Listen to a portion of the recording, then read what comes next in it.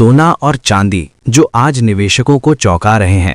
कुछ दिन पहले तक जो भाव रोज नए रिकॉर्ड बना रहे थे, अब वही कीमतें तेजी से फिसलती नजर आ रही हैं। हालात ऐसे हैं कि बाजार में हर कोई एक ही सवाल पूछ रहा है, आखिर सोना और चांदी अचानक इतनी सस्ती कैसे हो गई। दरअसल पिछले 2 दिनों में सर्राफा बाजार में जबरदस्त गिरावट देखने को मिली है।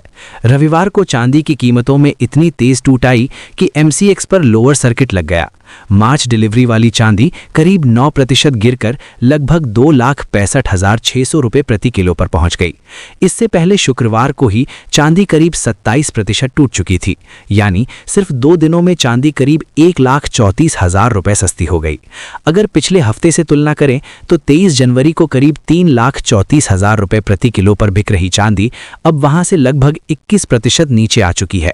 सोने की हालत भी कुछ अलग नहीं रही। अप्रैल डिलीवरी वाला सोना कारोबार के दौरान करीब 9% तक टूट गया और इसमें भी लोअर सर्किट देखने को मिला। हालांकि बाद में थोड़ी रिकवरी जरूर हुई, लेकिन इसके बावजूद सोना दिन के आखिर में करीब 3% की गिरावट के साथ लगभग 1,48,000 रुपये प्रति 10 ग्राम पर बंद हुआ। सिर्फ 2 दिनों में सोना करीब 45,000 रुपये तक सस्ता हो चुका है।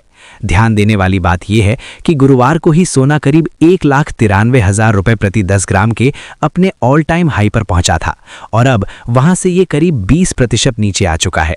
अब सवाल ये है कि आखिर ऐसा क्या हुआ कि सोना और चांदी अचानक लुढ़क गए। बाजार के जानकार साफ तौर पर कह रहे हैं कि इसकी सबसे बड़ी वजह है मुनाफा वसूली।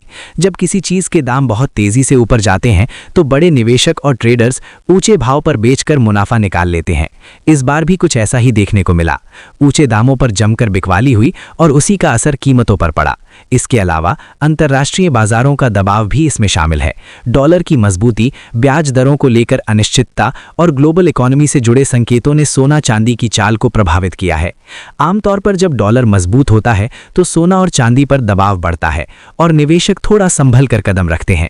कमोडिटी एक्सपर्ट्स का कहना है कि जिस रफ्तार से सोना और चांदी ऊपर गए थे, उस हिसाब से करेक्शन आना लगभग तय था।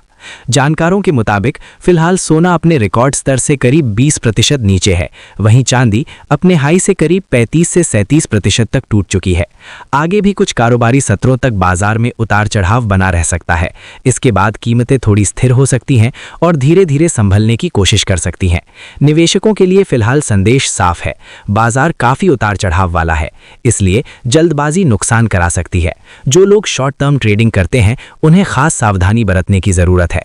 वहीं जो लोग लंबे समय के लिए निवेश करते हैं उनके लिए ये गिरावट मौका भी हो सकती है, लेकिन सोच समझकर और सलाह लेकर ये कदम उठाना बेहतर होगा।